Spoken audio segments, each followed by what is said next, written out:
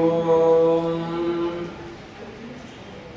ಕೃಷ್ಣಂ ವಂದೇ ಮಂತಪಾಶಧರಂ ದಿವ್ಯಾರ್ಭಕಾಕೃತಿಂ ಶಿಖಾವಂತತ್ರಯೋಪೇತಂ ವೈಷ್ಣೀಮಧ್ವಕರಾಕ್ಷಿತಂ ಆಪದಾಮಪಾರ್ತಾರಂ ದಾತಾರಂ ಸರ್ವಸಂಪದಾಂ ಲೋಕಾಭಿರಾಮಂ ಶ್ರೀರಾಮಂ ಭೂಯೋ ಭೂಯ ನಮಾಮ್ಯಹಂ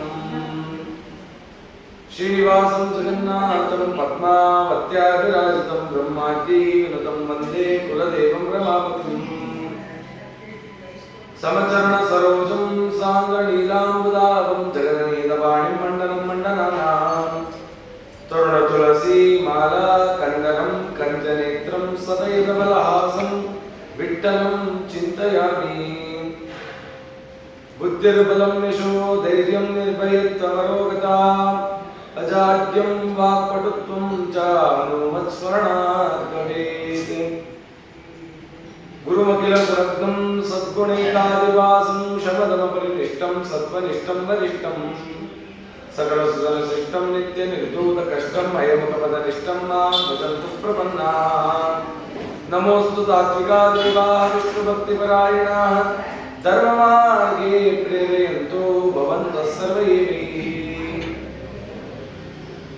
ಅರ್ಥಿಕಲ್ಪಿತಕಲ್ಪೋಯಂ ಪ್ರತ್ಯರ್ಥಿಗಜಕೇಸರಿ ವ್ಯಾಸತೀರ್ಥಗುರುರ್ಭೂಯಾದಸ್ಮದಿಷ್ಟಾರ್ಥಸಿದ್ಧಯೇ ಶ್ರೀಮತೋ ರಾಘವೇಂದ್ರಸ್ಯ ನಮಾಮಿ ಪದಪಂಕಜೇ ಕಾಮಿತಾಶೇಷಕಲ್ಯಾಣಕಲನಾ ಕಲ್ಪಪಾದಪೋ ರಾಮಪಾದಾಂಬುಜಾಸಕ್ತಂ ರಾಘವೇಂದ್ರ ಗುರುಪ್ರಿಯಂ ಮುನೀಂದ್ರಯೋಗಿನಂ ಸೇವೆ ಕಾಮಿತಾರ್ಥಪ್ರದಾಯಕಂ ಅಜ್ಞಾನತಿಮಿರಚ್ಛೇದಂ ಬುದ್ಧಿಸಂಪತ್ಪ್ರದಾಯಕಂ ವಿಜ್ಞಾನವಿಮಲಂ ಶಾಂತಂ ವಿಜಯಾಖ್ಯಗುರುಂ ಭಜೆ ವಾದಿರಾಜಕೃಪಾಪಾತ್ರಂ ಶಾಂತದಾಂತಮಹಾಂತಂ ಸಾಧುಸಂಪತ್ತಿಶೀಲಂ ಮಮ ಗುರುಗೋವಿಂದಂ ಭಜೆ ಆಪಾದಮೌಲಿಪರ್ಯಂತಂ ಗುರುಣಾಂ ಆಕೃತಿಂ ಸ್ಮರೇತ್ ತೇನ ವಿಘ್ನಾಃ ಪ್ರಣಶ್ಯಂತಿ ಸಿದ್ಧ್ಯಂತಿ ಚ ಮನೋರಥಾಃ ಶ್ರೀ ಗುರುಭ್ಯೋ ನಮಃ ಹರಿ ಓಂ ಬ್ರಹ್ಮರುದ್ರಾದಿವಂದ್ಯಂ ತ್ವಾಂ ಭಜೆ ವೆಂಕಟನಾಯಕಂ ನಿವಾರಯಸ್ವಾನಿಷ್ಟಾನಿ ಸಾಧಯೇಷ್ಟಾನಿ ಮಾಧವ ಶ್ರೀ ಗುರುಭ್ಯೋ ನಮಃ ಹರಿ ಓಂ ನೆನೆ ಚಿಂತನೆ ಮಾಡಿದಾಗೆ ತನ್ನ ತಾಯಿಗೆ ದರ್ಶನ ಕೊಟ್ಟಿದ್ದಾನೆ. ಯಶೋದೆ ಕೇಳಲು ಮನಸ್ಸಿ ಗತಿವೆ ಕೃಷ್ಣ ತವ ಕಲ್ಯಾಣ ವೀಕ್ಷಣೆ, ನಿನ್ನ ಕಲ್ಯಾಣವನ್ನು ನೋಡಬೇಕು. ಏನಕ್ಕೆ ಅವಳು ಕಲ್ಯಾಣವನ್ನು ನೋಡ್ಲಿಕ್ಕಾಗಿಲ್ಲ ಅವಳು ಯಶೋದೆ ಆಗಿರುವಾಗ ಅಂತಂದ್ರೆ ಅವಳು ಪರಮಾತ್ಮನ ಮಗ ಅಂತ ಭಾವಿಸಿದ್ದು. ಹಾಗಾಗಿ ಆ ನಿಮಿತ್ತದಿಂದ ಅದರಲ್ಲಿ ಏನೋ ಒಂದು ಮದ ಬಂತು. ಹಾಗಾಗಿ ಅವಳಿಗೆ ಆ ವೀಕ್ಷಣೆ ಮಾಡಿದಂತ ಪುಣ್ಯ ಅವಳಿಗೆ ಸಿಕ್ಕಿಲ್ಲ. ಎಲ್ಲಿ ಕೇಳಿದ್ಲು ಈ ಯಶೋದೆ ನನಗೆ ಮದುವೆ ತೋರಿಸು ಅಂತ ಹೇಳುವಾಗ ಹೇಳ್ತಾರೆ, ಒಂದು ಗ್ರಹಣ ಬಂತಂತೆ. ಒಂದು ಸೂರ್ಯಗ್ರಹಣ ಸಂದರ್ಭದಲ್ಲಿ ಸಮುದ್ರ ತೀರದಲ್ಲಿ ಸೇರಿದ್ರು, ದ್ವಾರಕಾದಲ್ಲಿ ಸಮುದ್ರ ತೀರದಲ್ಲಿ ಸೇರಿದ್ರು. ಆ ಕಡೆ ಯಶೋಧ ನಂದಗೋಪ ಇದ್ದಾರೆ, ಈ ಕಡೆ ಕೃಷ್ಣನ ಪರಿವಾರ ಎಲ್ಲ ಇದ್ದಾರೆ. ಆಗ ಯಶೋಧ ಹೇಳಿದ್ರಂತೆ, ಈ ಗ್ರಹಣ ಹಿಡಿದಿದೆಯಲ್ಲ, ಈ ಗ್ರಹಣ ಹಿಡಿದಿರೋದು ಸೂರ್ಯನಿಗಲ್ಲ, ನನ್ನ ಜೀವನಕ್ಕೆ ಗ್ರಹಣ ಹಿಡಿದ್ಬಿಟ್ಟಿದೆ. ಯಾಕೆ ಅಂದ್ರೆ ಕೃಷ್ಣ ನನ್ನ ಜೊತೆ ಇಲ್ಲ ಅಂತಂದ್ರೆ ಅದು ಗ್ರಹಣ ಹಿಡಿದಾಗೆ. ಆ ಗ್ರಹಣ ಬಿಡ್ಲಿಕ್ಕೆ ಕೃಷ್ಣ ಬಂದಿದ್ದನ ನೋಡು ಅಂತ ಕೇಳೋದಂತೆ. ಎದುರುಗಡೆ ಸಮುದ್ರ. ಅದರ ಅರ್ಥ ಹೇಳ್ತಾ ಇದ್ದಾನೆ, ಪರಮಾತ್ಮ ಅವನನ್ನ ಹೊಂದಿಲ್ಲ ಅಂತಂದ್ರೆ ಈ ಸಂಸಾರವೆಂಬ ಗ್ರಹಣ ನಮ್ಗೆ ಹಿಡಿದಿದೆ. ಆ ಗ್ರಹಣ ಯಾವಾಗ ಬಿಡುತ್ತೆ ಅಂತಂದ್ರೆ ಆ ಪರಮಾತ್ಮನನ್ನ ನಮ್ಮೊಳಗೆ ಪ್ರವೇಶ ಮಾಡಿಸ್ಕೊಳ್ಳೋ ತನಕ ಆ ಗ್ರಹಣ ಬಿಡಲ್ಲ. ಸರಿ ಕೇಳಿದ್ರು. ಕೃಷ್ಣ ಹೇಳ್ದ, ಅಮ್ಮ ನಾನು ಯಾರು ಗೊತ್ತಾಯ್ತಾ? ಅದಕ್ಕೆ ಅವಳು ಕೇಳಿದ್ರು, ನಿನ್ನ ವಯಸ್ಸೆಷ್ಟು ಅಂತ ಕೇಳಿದ್ರು. ಕೃಷ್ಣ ಹೇಳ್ದ, ನನಗೆ 40-50 ವರ್ಷ ಆಗಿದೆ, ನಿನಗೆ 50 ವರ್ಷ ಆಗಿದೆ ಅಂದ್ರೆ ನನಗೆ ಎಷ್ಟು ವಯಸ್ಸಾಗಿದೆ, ನಾನು ಹೇಗಪ್ಪ ನಿನ್ನ ಗುರುತಿದ್ದೀನಿ? ಅದಕ್ಕೆ ಕೃಷ್ಣ ಅನ್ನಂತೆ ತನ್ನ ಚೇಷ್ಟೆಗಳನ್ನೆಲ್ಲ ಹೇಳ್ಕೊಂಡಂತೆ, ನಾನು ಹೀಗೆಲ್ಲ ಮಾಡಿದ್ನಲ್ಲಮ್ಮ. ನೆನಪಾಯ್ತು. ಅಲ್ಲ ಕೃಷ್ಣ ಹೇಗಿದೆಯೋ? ಇಲ್ಲಮ್ಮ 16,108 ಜನರನ್ನ ವಿವಾಹ ಆಗೋಗಿದ್ದೀನಿ. ಅಲ್ಲ ಒಂದೂ ಹೇಳಿಲ್ವಲ್ಲೋ ಅಂತ ಹೇಳೋದಕ್ಕೆ ತಾಯಿಗೋಸ್ಕರ ಒಂದು ರೂಪ ತಗೊಂಡಿದ್ದಾನೆ. ಶ್ರೀನಿವಾಸ ರೂಪ ವರನಾಗಿ ಬಂದಿದ್ದಾನೆ, ಶ್ರೀವರನಾಗಿ ಬಂದಿದ್ದಾನೆ. ಅದಕ್ಕೆ ತಾಯಿಗೆ ಅಧಿಕವಾದ ಮಹಾತ್ಮೆಯನ್ನ ಕೊಟ್ಟಿದ್ದಾನೆ. ಕಲಿಯುವ ಜನರಿಗೆ ಹೇಳ್ತಾ ಇದ್ದಾನೆ, ತಂದೆ ತಾಯಿಯರಿಗೆ ಯಾರು ಮರ್ಯಾದೆ ಕೊಟ್ಟು ನಡೀತಾರೆ ಜೀವನದಲ್ಲಿ ಅವರು ಉತ್ತಮ ಸ್ಥಿತಿಗೆ ಬರ್ತಾರೆ. ತಂದೆ ತಾಯಿಯನ್ನ ಬಿಟ್ಟು ನಾವು ನಡೀತೀವಿ ಅಂತಂದ್ರೆ ಅದೋ ಪಂಥಕ್ಕೆ ಬೀಳ್ತಾ ಇರಲಿಲ್ಲ. ಅದಕ್ಕೆ ಕೃಷ್ಣ ಹೇಳ್ತಾ ಇದ್ದಾನೆ, ನೋಡು ತಂದೆ ತಾಯಿಗೆ ಎಷ್ಟು ಮರ್ಯಾದೆ ಕೊಡಬೇಕು ಅಂತಂದ್ರೆ ಈ ಪುಂಡಲೀಕನನ್ನು ನೋಡಬೇಕು. ಆ ಪುಂಡಲೀಕ ಏನು ಮಾಡಿದ ಅಂತಂದ್ರೆ ನಿರಂತರವಾಗಿ ತಂದೆ ತಾಯಿಯರ ಸೇವೆ. ತಂದೆ ತಾಯಿಯರ ಸೇವೆ ಅಂತಂದ್ರೆ ಹೇಗೆ ಅಂತಂದ್ರೆ ಆ ತಂದೆ ತಾಯಿಯರು ಅಶಕ್ತರಾಗಿದ್ದಾರೆ, ಎಲ್ಲ ವಿಧವಾಗಿರ್ತಕ್ಕಂಥ ಸೇವೆಯನ್ನು ಮಾಡ್ತಿದ್ದ. ಸ್ನಾನ ಮಾಡಿಸ್ತಿದ್ದ, ಅವರು ಬಟ್ಟೆ ಕೊಡ್ತಿದ್ದ, ಅವ್ರಿಗೆ ಆಹಾರ ತಯಾರು ಮಾಡ್ತಿದ್ದ. ಇವೆಲ್ಲ ಮಾಡೋ ಕಾಲಕ್ಕೆ ಒಂದು ಅನುಸಂಧಾನ ಇಟ್ಕೊಂಡಿದ್ದ. ಸ್ವಾಮಿ ಎಲ್ಲಿದ್ದಾನೆ ಅಂತಂದ್ರೆ ನನ್ನ ತಂದೆ ತಾಯಿಗಳೇ 2 ಸಾಲಿಗ್ರಾಮ. ನಾನು ಇದಕ್ಕೇನು ಪೂಜೆ ಮಾಡ್ತೀನಿ, ಇದಕ್ಕೇನು ನೋಡ್ಕೋತೀನಿ, ಅದೇ ನನ್ನ ದೇವ್ರ ಪೂಜೆ ಅಂತ. ಇದಕ್ಕೆ ದಾಸರಂದ್ರು ಪರಿ ಕೆಲಸವು ನಿನ್ನ ಮಹಾಪೂಜೆ. ಕಸ ಬೆಳೀತಿರುವಾಗ ಆ ಕಸ ಬೆಳೀತಿರುವಾಗ ಅನ್ಕೋಬೇಕಂತೆ, ನನ್ನ ದೇಹದಲ್ಲಿ ಎಷ್ಟು ಕಸ ಇದೆ ಅದನ್ನೆಲ್ಲ ಸ್ವಾಮಿ ಹಿಂಗೆ ಶುಚಿ ಮಾಡ್ತಿದ್ದಾನೆ ಅಂತ ಶುಚಿ ಮಾಡ್ರಿ. ಅದು ಕೃಷ್ಣಾರ್ಪಣ ಅಂದ್ರೆ ಅದೇ ದೇವ್ರ ಪೂಜೆ. ಎಲ್ಲೋ ಮಳೆ ಬರ್ತಾ ಇತ್ತು, ಈ ಭೂಮಂಡಲವೇ ಪರಮಾತ್ಮನ ದೊಡ್ಡ ಸಾಲಿಗ್ರಾಮ. ಸಹಸ್ರ ಶೀರ್ಷ ಪುರುಷ ಅಂತ ಮಂತ್ರ ಹೇಳೋದಂತೆ ಅದೇ ಅಭಿಷೇಕ. ಕೈ ಬೀಸ್ಕೊಂಡು ನಡೀತಿದ್ರು, ಇದೇ ಚಾಮರ ಸೇವೆ ಕೃಷ್ಣಾರ್ಪಣ ಅಂತಂದ್ರು. ಒಂದು ಇರುವೆ ಒಂದು ಸಕ್ಕರೆ ಕಾರಣ ಎತ್ಕೊಂಡು ಹೋಗ್ತಾ ಇತ್ತಂತೆ. ಅದನ್ನ ನೋಡಿದ್ರು, ಆ ಎದುರೆ ಒಳಗಡೆ ಇರೋ ಪರಮಾತ್ಮ ಆ ಸಿಹಿಯನ್ನ ಸವಿತಾ ಇದ್ದಾನಲ್ಲ, ಒಂದೇ ಒಂದಂ ಸದಾನಂದ ಸ್ವಾಮಿ ನಿಮಗೆ ಕೃಷ್ಣಾರ್ಪಣ ಇದೆ ನೈವೇದ್ಯ ಅರ್ಪಣೆ ಎಂದು ಕಂಡಲ್ಲಿ ಪರಮಾತ್ಮನನ್ನ ಕಂಡ ಚಲಿಸ್ಬೇಕಂತೆ. ಅದು ಜೀವನ ಧರ್ಮ. ಅದೇ ರೀತಿಯಲ್ಲಿ ಅವನು ಆ ರೀತಿ ವಿಶೇಷವಾಗಿ ಸೇವೆ ಮಾಡಿದ. ಆ ಪರಮಾತ್ಮನೇ ಬಂದ, ಕೃಷ್ಣ ರೂಪದಿಂದ ಒಂದು ರೂಪವನ್ನು ತಗೊಂಡು ಪಾಂಡುರಂಗ ಅಂತ ತಾನು ಬಂದ ನಿಂತ ಪುಂಡಲೀಕ, ನಾನು ಸ್ವಯಂ ಜಗತ್ತಿಗೆ ಒಡೆಯನಾದ ಸರ್ವೋತ್ತಮನಾದ ಶ್ರೀಕೃಷ್ಣ ಪಾಂಡುರಂಗನಾಗಿ ಬಂದಿದ್ದೀನಿ. ನೀನ್ ಬಂದಿದ್ರು ಪರವಾಗಿಲ್ಲ, ಒಂದು ನಿಮಿಷ ನಿಂತ್ಕೊಂಡು ನಿನ್ನ ನನ್ನ ತಂದೆ ತಾಯಿಯಲ್ಲಿ ಫಸ್ಟ್ ನೋಡ್ತಾ ಇದ್ದೀನಿ, ಅಲ್ಲಿ ಕಾರ್ಯ ಮುಗಿದ ಮೇಲೆ ನಿನ್ ನೋಡ್ತೀನಿ ಅಂತ. ಮತ್ತೆ ಅಲ್ಲಿವರೆಗೂ ನಾನೇನ್ ಮಾಡ್ಲಿ, ಅಲ್ಲಿ ಹೋಗಿ ನಿಂತ್ಕೋ. ಅಯ್ಯೋ ಅಲ್ಲೆಲ್ಲ ನಿಂತ್ಕೊಳ್ಳೋಣ ಅಂದ್ರೆ ಬರೀ ಮುಳ್ಳು ಕಲ್ಲುಗಳೆಲ್ಲ ಇದೆಯಲ್ಲಪ್ಪ. ಸರಿ ಆಯ್ತು, ನಮ್ಮ ಮನೇಲಿ ಒಂದು ಇಟ್ಟಿಗೆ ಇದೆ ನಿಲ್ಲು ಅಂದ್ರೆ ಸ್ವಾಮಿ ಇಟ್ಟಿಗೆ ಮೇಲೆ ನಿಂತು ಟೊಂಕದ ಮೇಲೆ ಕೈ ಇಟ್ಟಂತೆ. ಯಾಕೆ ಟೊಂಕದ ಮೇಲೆ ಕೈ ಇಟ್ಟ ಅಂದ್ರೆ ಇನ್ನೂ ಎಷ್ಟು ಜನ ಇದ್ದೀರಾ ತಂದೆ ತಾಯಿ ಸೇವೆ ಮಾಡ್ಕೊಂಡು ಯಾರು ಶುಚಿಗಿಳಿದ್ದೀರಾ ನೀವು ನೋಡ್ಲಿಕ್ಕೆ ನಾ ಕಾಯ್ತಾ ಇದ್ದೀನಿ ಅಂತ ಟೊಂಕದ ಮೇಲೆ ಕೈ ಇಟ್ಕೊಂಡು ಅಲ್ಲಿ ತನ್ನ ಭಕ್ತ ವಾತ್ಸಲ್ಯತೆಯನ್ನು ತೋರಿಸ್ತಾನೆ ವಿಠಲನಾಗಿ. ಯಾವುದೇ ವಿಠಲನ ಪ್ರತೀಕ ಚಿತ್ರ ನೋಡಿದ್ರೆ ಅವನ ಕಿವಿಲಿ 2 ಮೀನಿದೆ ಅಲ್ವಾ. ಕರ್ಣಕುಂಡಲ ಯಾವುದು ಅಂತಂದ್ರೆ ಮತ್ಸ್ಯಕುಂಡಲ. ಯಾಕೆ ಮೀನು ಬಂತು ಅಂತ ಪ್ರಶ್ನೆ ಮಾಡುದು. ಒಮ್ಮೆ ಶ್ರೀನಿವಾಸನಾಗಿ ಹೇಳ್ತಾ ಇದ್ದಾರೆ, ನನ್ನನ್ನು ನೀವು ಹೇಗೆ ಉಪಾಸನೆ ಮಾಡಬೇಕು ಅಂದ್ರೆ ಆ ವಿಠಲನನ್ನು ನೋಡಿ ಉಪಾಸನೆ ಮಾಡಿ. ಏನಾಯ್ತು, ಒಬ್ಬ ಮೀನು ಹಿಡಿತಕ್ಕಂಥ ವ್ಯಕ್ತಿ 2 ಮೀನನ್ನ ಹಿಡ್ಕೊಂಡ್ ಬಂದಿದ್ದಾನಂತೆ. ವಿಠಲನಿಗೆ ನನ್ನ ಅರ್ಪಣೆ ಮಾಡಬೇಕು ಅಂತ ವಿಪರೀತ ಭಕ್ತಿ ವಿಠಲನಲ್ಲಿ. ಎಲ್ಲರೂ ಬರ್ತಾ ಇದ್ರು. ಒಬ್ರು ಬಂಗಾರ ಕಿರೀಟ ಅರ್ಪಣೆ ಮಾಡಿದ್ರು, ಅವನಿಗೆ ರೇಷ್ಮೆ ವಸ್ತ್ರ ಅರ್ಪಣೆ ಮಾಡಿದ್ರು, ಸುವರ್ಣ ಎಲ್ಲವನ್ನ ಅರ್ಪಣೆ ಮಾಡಿದ್ರು. ಇವ್ರು ಚಿಂತನೆ ಮಾಡ್ದ, ನನ್ನ ಹತ್ರ ಏನಿದೆ ನಾನು ಅರ್ಪಣೆ ಮಾಡೋಣ ಅಂತ ಹೇಳಿ 2 ಮೀನು ಹಿಡಿದಿದ್ನಲ್ಲ, 2 ಮೀನು ಹಿಡ್ಕೊಂಡು ತಗೊಂಡೋದಂತೆ ಮಂದಿರದೊಳಗೆ.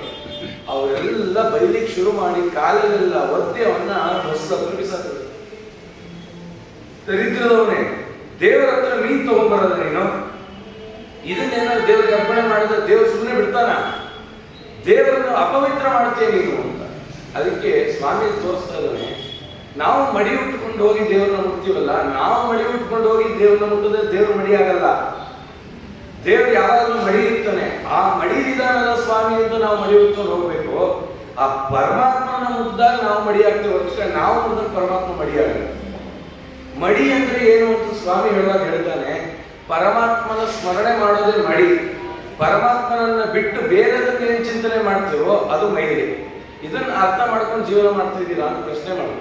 ಸರಿ ಆಯ್ತು, ತಗೊಂಡು ಹೋದ, ಹೊರಗಡೆ ಬಿಸಾಕ್ಬಿಟ್ಟ. ಸ್ವಾಮಿ ನಾನು ಮೀನ್ ಕೊಟ್ರೆ ನೀನು ಸ್ವೀಕಾರ ಮಾಡಲ್ಲಂತೆ, ನೀನ್ ಮಡಿ ದೇವರಂತೆ ಅಂದ.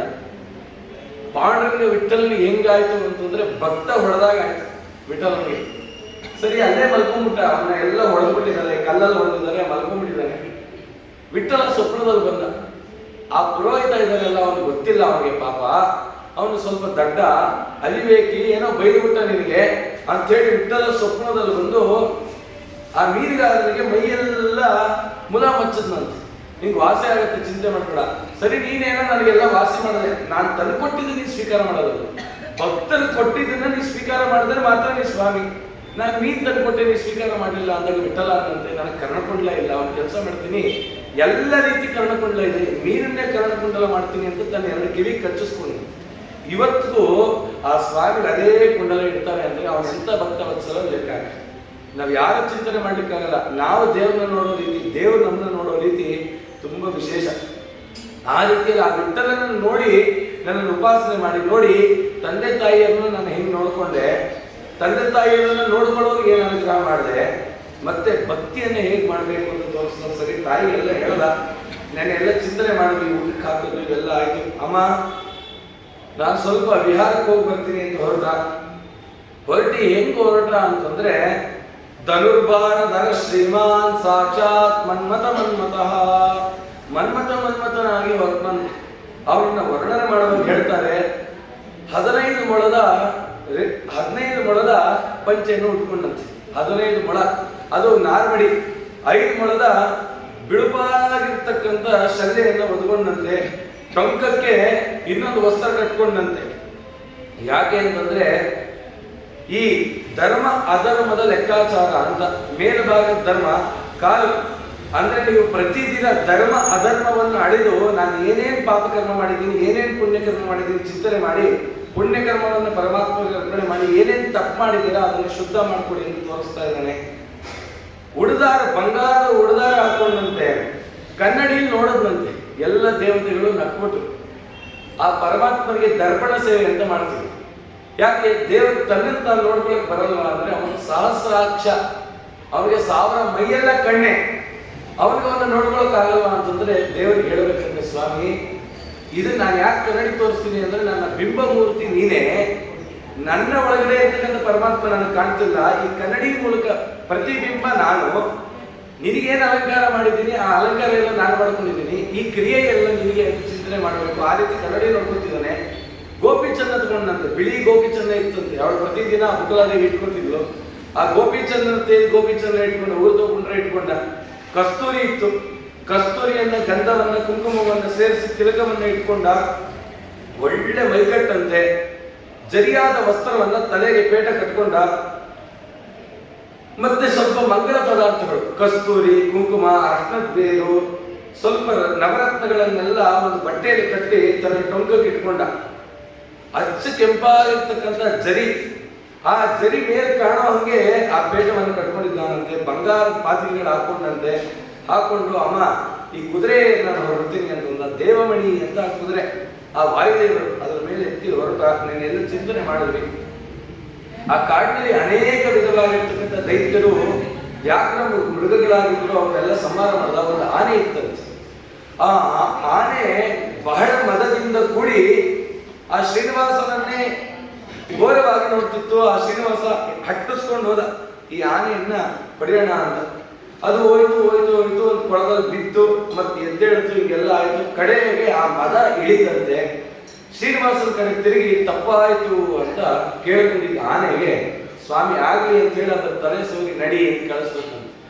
ನೀವು ಎಷ್ಟೇ ತಪ್ಪುಗಳನ್ನ ಮಾಡಿದ್ರಿ, ಕಡೆಗೆ ಹೋಗಿ ಪರಮಾತ್ಮನಂತ ಶರಣಾದ ದೇವರು ಅವತ್ತು ನೀವು ತಪ್ಪು ಮಾಡಿದ್ದಲ್ಲ ಅಂತ ಹೇಳಿ ಹಂಗಿಸಿ ಮಾತಾಡಲ್ಲ. ಭಕ್ತರ ತಪ್ಪುಗಳನ್ನ ಸ್ಮರಿಸ ಜಗನ್ನಾಥದಾಸ ಹೇಳ್ತಾರಲ್ಲ, ಆ ರೀತಿ ಶ್ರೀಧವಿಠಲನ ಪಾದಾಶ್ರಿತರ ಅಪರಾಧವ ಸ್ಮರಿಸ. ನಾವೇನ್ ತಪ್ಪು ಮಾಡ್ತೀವೋ ಆ ತಪ್ಪನ್ನ ತನ್ನ ಸ್ಮರಣೆ ಮಾಡಲ್ಲ, ಉದ್ಧಾರ ಮಾಡ್ತಾನೆ. ಆ ರೀತಿ ಉದ್ಧಾರ ಮಾಡ್ದ. ಅಲ್ಲೇ ನೋಡ್ತಾನೆ, ನಾನು ಬಂದಿದ್ದು ಬೇಟೆ ಆಡ್ಲಿಕ್ಕ. ಯಾವ ಬೇಟೆಗೆ? ಕನ್ಯಾ ಬೇಟೆಗೆ. ಅಂದ್ರೆ ನಾನು ಬಂದಿದ್ದು ಆ ಪದ್ಮಾವತಿಯನ್ನು ನೋಡ್ಲಿಕ್ಕೆ. ಇಲ್ಲ, ಪದ್ಮಾವತಿ ಯಾರು ಚಿಂತನೆ ಮಾಡುವಾಗ ಹೇಳ್ತಾ ಇದ್ದಾರೆ, ಸುವೀರ ಅಂತ ಒಬ್ಬ ರಾಜ, ಚಂದ್ರವಂಶದಲ್ಲಿ ಬಂದಂತ ರಾಜ.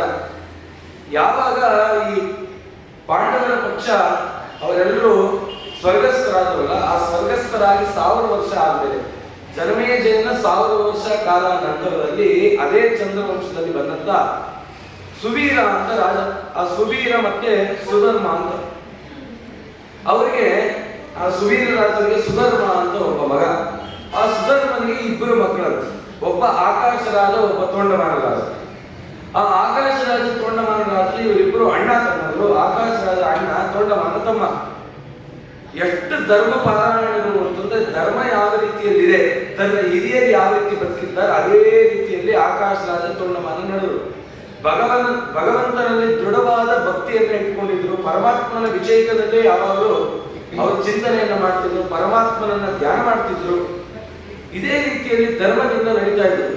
ಅಣ್ಣ ಆಕಾಶರಾಜ ಹೇಗೆ ನಡೀತಾರೆ, ತಮ್ಮ ಅದೇ ರೀತಿ. ಹೇಗೆ ಒಂದು ದೀಪ ಬೆಳಗಬೇಕು ಅಂದ್ರೆ ಒಂದು ಹಣತೆ ಬೇಕು, ಹಣತೆ ಇದ್ರೆ ಅದರಲ್ಲಿ ಎಣ್ಣೆ ಇದೆ, ಬತ್ತಿ ಇರುತ್ತೆ, ನಿಲ್ಲಕ್ಕೆ ಸಾಧ್ಯ.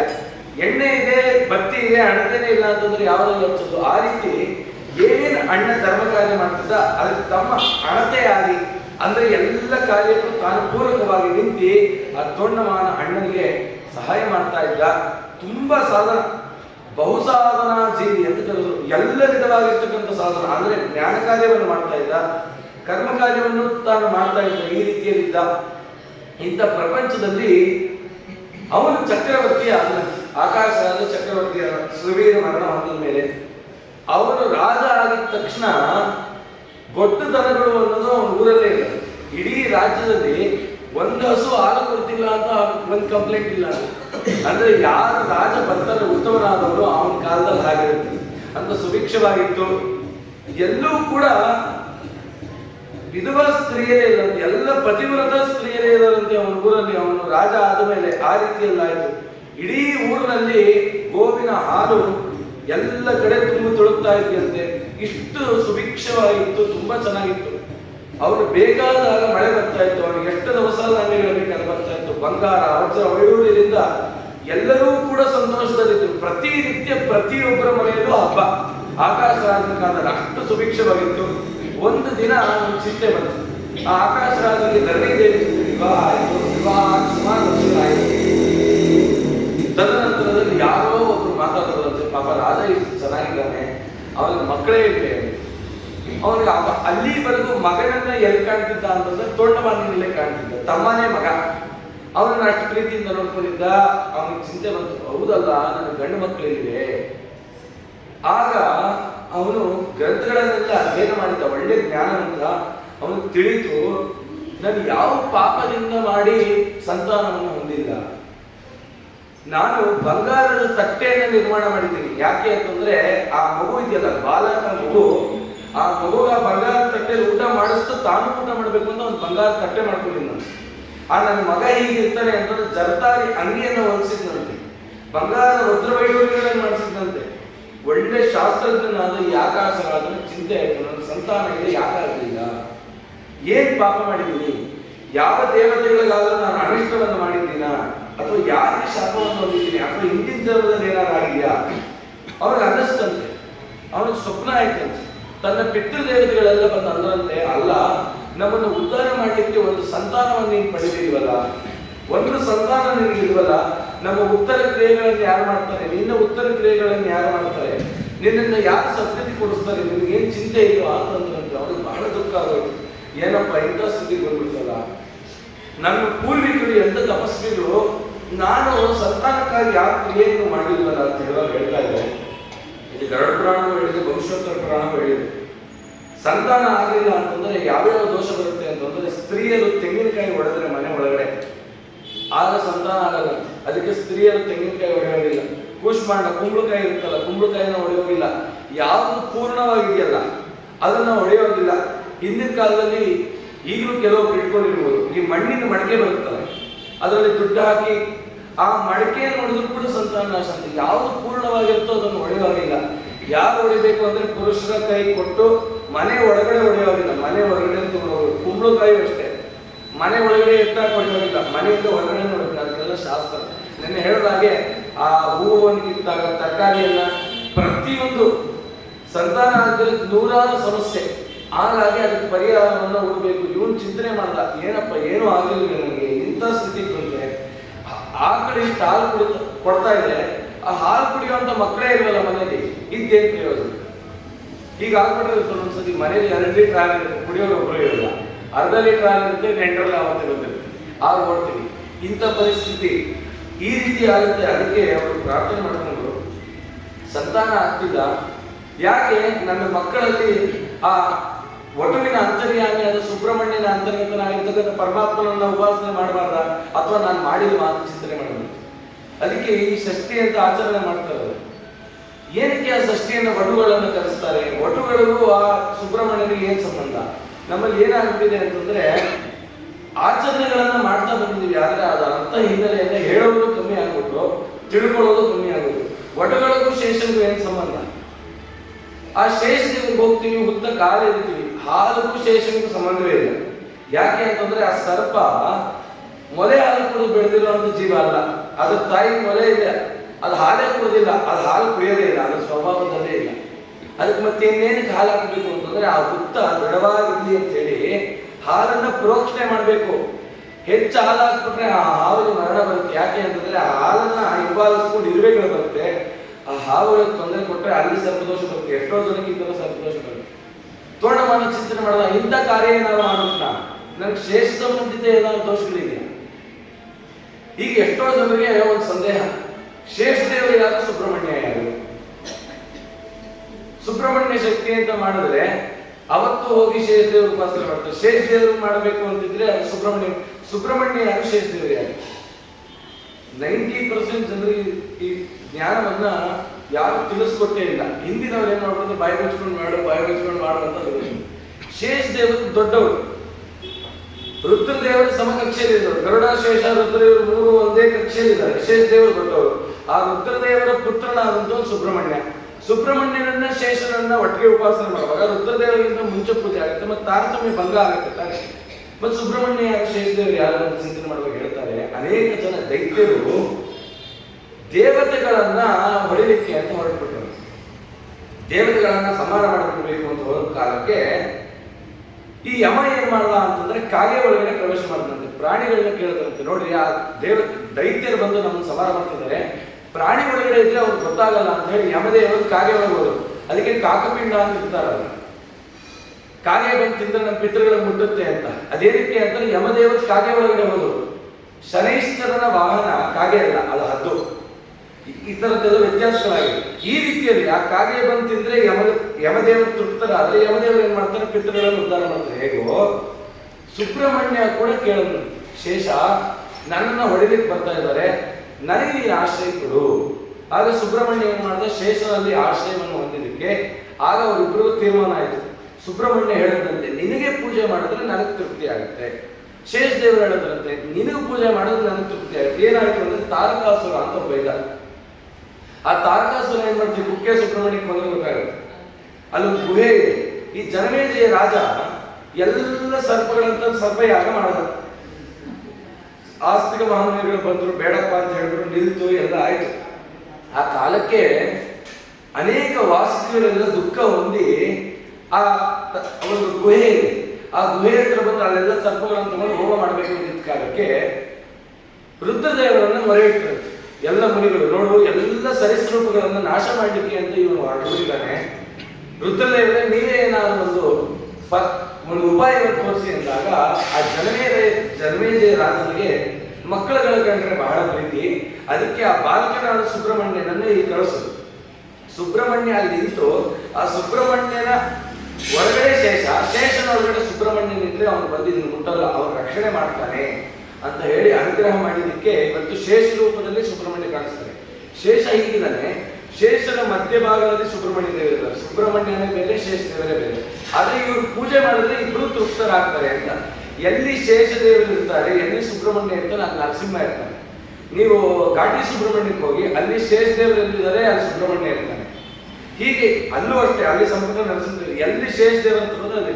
ಈ ರೀತಿ ಬಾಲಕರನ್ನ ಉಪಾಸನೆ ಮಾಡಿದಾಗ, ಅಲ್ಲಿ ಸುಬ್ರಹ್ಮಣ್ಯನನ್ನು ಆಹ್ವಾನ ಮಾಡಿದಾಗ ಶೇಷ ದೇವರು ತೃಪ್ತರಾಗ್ತಾರೆ. ಆಗ ಏನಾಗುತ್ತೆ ಅಂತಂದ್ರೆ ಈ ರೀತಿಯ ಅನುಗ್ರಹ ಆಗಿ ಯಾರಿಗೆ ಸಂತಾನ ಇಲ್ಲ ಅವ್ರಿಗೆ ಸಂತಾನ ಆಗುತ್ತೆ, ಯಾರಿಗೆ ವಿದ್ಯೆ ಇಲ್ಲ ಅವ್ರಿಗೆ ವಿದ್ಯೆ ಆಗುತ್ತೆ.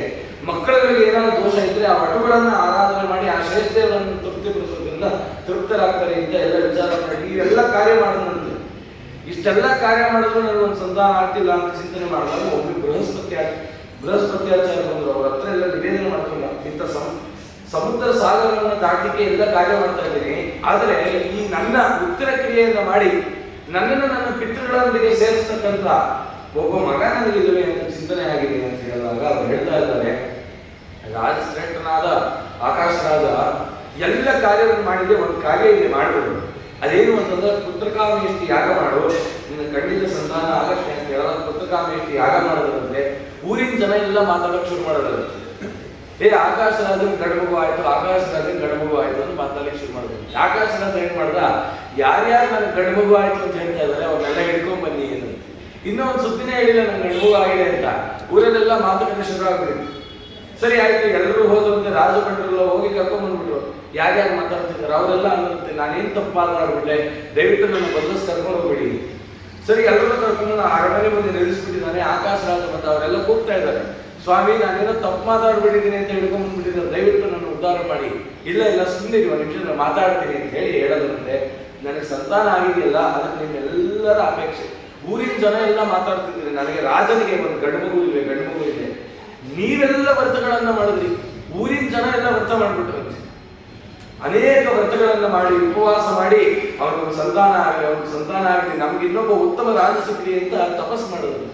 ಈ ತರ ಎಲ್ಲ ನೀವೆಲ್ಲ ತಪಸ್ ಮಾಡಿದ ಪುಣ್ಯಕ್ಕೆ ನನಗೆ ಗಡುವು ಆಗಿದೆ, ಅದಕ್ಕೆ ನಾನು ನಿಮಗೆ ಸುವರ್ಣ ದಾನ ಮಾಡಬೇಕು ಅಂತ ಕರೆಸಿದ್ದೀನಿ ಅಂತ ಎಲ್ರಿಗೂ ಹಬ್ಬನಂತೆ. ಎಂಥ ರಾಜ ಅಂತೇಳಿ ಅವನಿಗೆ ಬಹಳ ಸಂತೋಷ ಆಯಿತು. ಈ ರೀತಿ ಎಲ್ಲ ಆಯಿತು. ಆ ಮಗುನನ್ನ ಎತ್ಕೊಂಡ, ಅವನ ಮುದ್ದಾಡ, ಈ ರೀತಿ ಎಲ್ಲ ಕ್ರಿಯೆಗಳನ್ನ ಮಾಡಿ ಅವನಿಗೆ ನಾಮಕರಣ ಮಾಡಬೇಕು ಅಂತೇಳಿ ವಿಚಾರವನ್ನು ಮಾಡಿ ಶ್ರೀಮಂತ ಶಾಸ್ತ್ರಗಳನ್ನ ಅನೇಕ ವಿಧವಾಗಿರ್ತಕ್ಕಂಥ ನಕ್ಷತ್ರ ಕಾಲ ಅವನ್ನೆಲ್ಲವನ್ನು ವಿಚಾರ ಮಾಡಿ ಚಾಮರಗಳನ್ನು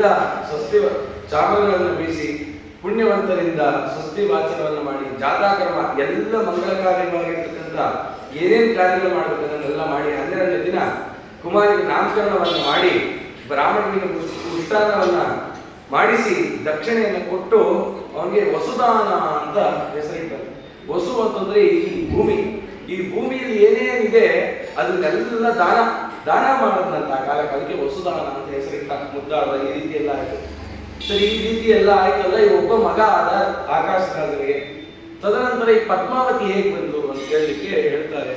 ಆ ಪದ್ಮಾವತಿಯನ್ನು ಪಡೆಯಲಿಕ್ಕೆ ನಿರಂತರವಾಗಿ ಅವರ ಮನೆಯಲ್ಲಿ ರಾಮಕೃಷ್ಣರು ಜಪ ಮಾಡ್ತಿದ್ದಾರೆ. ಕೆಳಗಡೆ ರಾಮಕೃಷ್ಣ ಅಂದ್ರೆ ಅಲಮೇಲು ಮಂಗ ಇದೆಯಲ್ಲ, ಅಲ್ಲಿ ರಾಮಕೃಷ್ಣನ ಮಂದಿರ ದೇವಸ್ಥಾನದ ಒಳಗಡೆ ನಿರಂತರವಾಗಿ ರಾಮಕೃಷ್ಣರ ಸ್ಮರಣೆ ಮಾಡ್ತಿದ್ರು. ಯಾರ ಮನೆಯಲ್ಲಿ ನಿರಂತರ ಪರಮಾತ್ಮನ ಸ್ಮರಣೆ ಇರುತ್ತೆ ಅಲ್ಲಿ ಲಕ್ಷ್ಮೀ ದೇವಿ ಬರ್ತಾಳೆ ಅನ್ನೋಕ್ಕೆ ಇದೇ ಸಾಕ್ಷಿ. ಎಲ್ಲರೂ ಭಜನೆ ಮಾಡ್ತೀವಿ. ಸಕ್ಕರೆ ತುಪ್ಪದ ಕಾಲುವೆ ಹರಿಸಿ ಶುಕ್ರವಾರದ ಪೂಜೆಗಳು. ಸಕ್ಕರೆ ತುಪ್ಪದ ಕಾಲುವೆ ಹರಿಸಬೇಕು ಅಂದ್ರೆ ಹೇಗೆ ಅನ್ಸೋದು ಅಂದ್ರೆ ಒಂದು ಲೋಟದಲ್ಲಿ ಸಕ್ಕರೆ, ಒಂದು ತುಪ್ಪ, ಹಾಲನ್ನೆಲ್ಲ ಇಟ್ಟು ಮನೆಯಲ್ಲಿ ಚೆಲ್ಲದ್ರೆ ಲಕ್ಷ್ಮಿ ಬರ್ತಾಳ ಅಂದ್ರೆ ಲಕ್ಷ್ಮಿ ಅಂತ. ಸಕ್ಕರೆ ತುಪ್ಪ ಅಂದ್ರೆ ರಾಮನಾಮ ಪಾಯಸಕ್ಕೆ ಕೃಷ್ಣನಾಮ ಸಕ್ಕರೆ, ವಿಠಲನಾಮ ತುಪ್ಪ ಅಂದ್ರೆ ಯಾರ ಮನೆಯಲ್ಲಿ ರಾಮ ಕೃಷ್ಣ ವಿಠಲ ಸ್ಮರಣೆ ಮಾಡ್ತೀರಾ ಅದು ಪ್ರವಾಹದಂತೆ ಹರಿಯುತ್ತೆ, ಅಲ್ಲಿಗೆ ನಾ ಬರ್ತೀನಿ ಅಂತ. ಈ ರೀತಿ ಇದ್ದಂತೆ ಬ್ರಹ್ಮದೇವರು ಒಂದು ಕಮಲವನ್ನ ಇಟ್ಕೊಂಡ್ರಂತೆ. ಆ ಕಮಲ ಹುಟ್ಟೋದೆಲ್ಲಿ ಅಂತಂದ್ರೆ ಕೆಸರಲ್ಲಿ. ಆ ಬ್ರಹ್ಮದೇವರು ಒಂದು ಕಮಲವನ್ನು ಇಟ್ಕೊಂಡಿರುತ್ತೆ, ಲಕ್ಷ್ಮೀ ದೇವಿ ನೀನು ಆವಿರ್ಭಾವಳ ಆಗುವುದು. ಆಗ ಕಮಲ ಹರಳದಾಗ ಕಮಲದ ಒಳಗಡೆ ಇದ್ಲಂತೆ ಈ ಶಿಶು. ಯಾರು ಅಂದ್ರೆ ಅವಳೇ ಪದ್ಮಾವತಿ, ಪದ್ಮೋದ್ಭವೆ ಅಂತ ಅವಳನ್ನು ಕರೆದಿದ್ದಾರೆ. ಆ ಮಗುವನ್ನ ಎತ್ಕೊಂಡ್ ಬಂದ್ರು. ಕಮಲದಂತ ಮೃದವಾಗಿರತಕ್ಕಂಥ ಮುಖಕಮಲ ಸಾಕ್ಷಾತ್ ರಮಾದೇವಿ, ಆ ಪದ್ಮಾವತಿ ಅಂತ ಅವ್ರಿಗೆ ನಾಮಕರಣ ಮಾಡಿದ್ರು. ಮನೆಯಲ್ಲಿ ಎಷ್ಟು ಸಂಭ್ರಮ ಅಂತಂದ್ರೆ ಆ ಗಂಡು ಮಗು ಹುಟ್ಟಕ್ಕಿಂತ ಹೆಣ್ಮಗು ಸಿಕ್ಕಿದಾಗ ಬಹಳ ಪ್ರೀತಿ ಅಂತ. ಯಾಕೆ ಅಂತಂದ್ರೆ 100 ಜನ ದುರ್ಯೋಧನರಿದ್ರು, ಏನ್ ಪ್ರಯೋಜನ?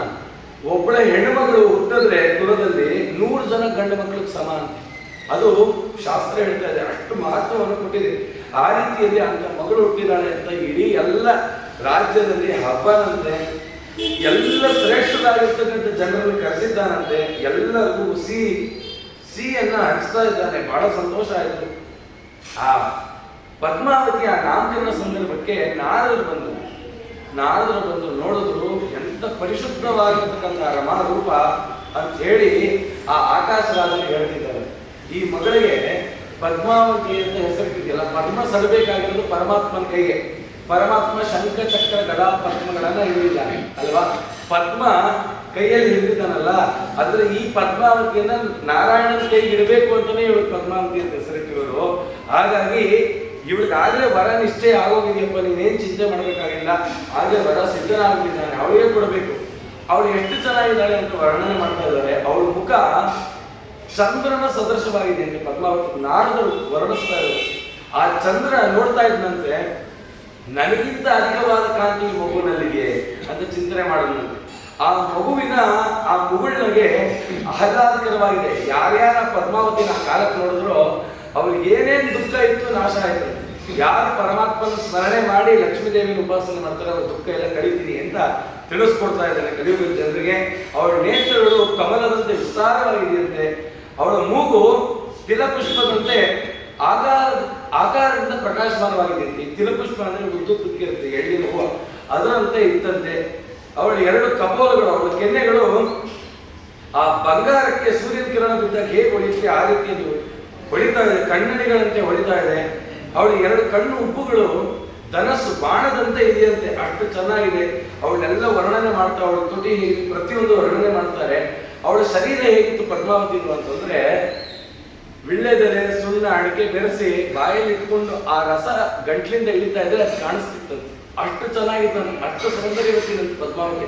ಲಕ್ಷ್ಮೀ ರಮ ಅಷ್ಟು ಚೆನ್ನಾಗಿದ್ದಾಳೆ ಅಂತ ಅವಳೆಲ್ಲ ವರ್ಣನೆ ಮಾಡಿ ಹೇಳ್ತಾ ಇದ್ದಾರೆ. ಇವರು ಹುಟ್ಟಿರೋದು ಏನಕ್ಕೆ ಅಂತಂದ್ರೆ ನಿನ್ನ ಕುಲವನ್ನು ಉದ್ಧಾರ ಮಾಡಿ. ಎಷ್ಟೋ ದುಃಖ ಇರುತ್ತೆ, ಬರೀ ಗಂಡು ಮಕ್ಕಳಾದ್ರೆ ಕನ್ಯಾದಾನ ಫಲ ನಮಗಿಲ್ವಲ್ಲ ಅಂತ. ಅದಕ್ಕೆ ಪದ್ಮಾವತಿ ಏನ್ ಮಾಡುದು, ಯಾರ್ಯಾರು ಹೆಣ್ಮಕ್ಳಿಲ್ಲ ನಿಮ್ಮೆಲ್ರಿಗೂ ಹೆಣ್ಮಕ್ಳು ನಾನೇ ಆಗ್ತೀನಿ, ನನಗೆ ಕನ್ಯಾದಾನ ಮಾಡಿ ಶ್ರೀನಿವಾಸನ ಮದುವೆ ಮಾಡಿಕೊಡಿ ಅಂತ ಹೇಳಿ ಆ ಪುಣ್ಯವನ್ನು ತಂದುಕೊಟ್ರು ಅಂತ ಹೇಳ್ತಾ ಇದ್ದಾರೆ. ಈ ರೀತಿ ಆಯ್ತು. ಆ ಪದ್ಮಾವತಿ ಏನ್ ಮಾಡಿದ್ದಾಳೆ ಅಂತಂದ್ರೆ, ಅವಳು ವಿಹಾರಕ್ಕೆ ಬಂದಿದ್ದಾಳೆ. ಹಿಂದಿನ ಕಾಲದಲ್ಲಿ ಏನು ಅಂತಂದ್ರೆ, ಹಿಂದಿನ ಕಾಲದಲ್ಲಿ ಸ್ತ್ರೀಯರು ಕೂಡ ವಿದ್ಯೆಯನ್ನ ಪ್ರಾಪ್ತ ಮಾಡ್ತಾ ಇದ್ರು. ಅವರಿಗೆ ವೇದದ ಒಂದು ಪ್ರವೇಶ ಇಲ್ಲ, ಅದು ಬಿಟ್ಟರೆ ಇನ್ನೆಲ್ಲವನ್ನು ಅವ್ರು ತಿಳ್ಕೋಬಹುದಾಗಿತ್ತು. ವೇದದ ಸಾರವನ್ನ ಶಾಸ್ತ್ರಗಳ ರೂಪದಲ್ಲಿ, ಪುರಾಣ ರೂಪದಲ್ಲಿ ತಿಳ್ಕೋಬಹುದಾಗಿತ್ತು. ಹಾಗಾಗಿ ಏನಾಯಿತು ಅಂತಂದ್ರೆ, ಆ ಪದ್ಮಾವತಿಗೆ ಮನೆಯಲ್ಲೇನೆ ಎಲ್ಲ ಸಂಸ್ಕಾರವನ್ನು ಕೊಡ್ಲಿಕ್ಕೆ ಶುರು ಮಾಡಿದ್ರು. ಸಂಸ್ಕಾರ ಎಲ್ಲ ಇತ್ತಲ್ಲ, ಅವ್ರು ಹೇಳಿದ್ರು ಅಮ್ಮಗೆ, ಅಮ್ಮ ನಾನು ಹೊರಗಡೆ ಹೋಗ್ತೀನಿ. ಶ್ರೀನಿವಾಸನಿಗೆ 25 ವರ್ಷ, ಇವಳಿಗೆ 8 ರಿಂದ 9 ವರ್ಷ. ತನ್ನ ಸಖಿಯರಿಗೆಲ್ಲ ಹೇಳಿ ನಾವು ಹೊರಗಡೆ ಹೋಗೋಣ ಅಂತ ಹೇಳಿ ಹೇಳಿದ್ರು.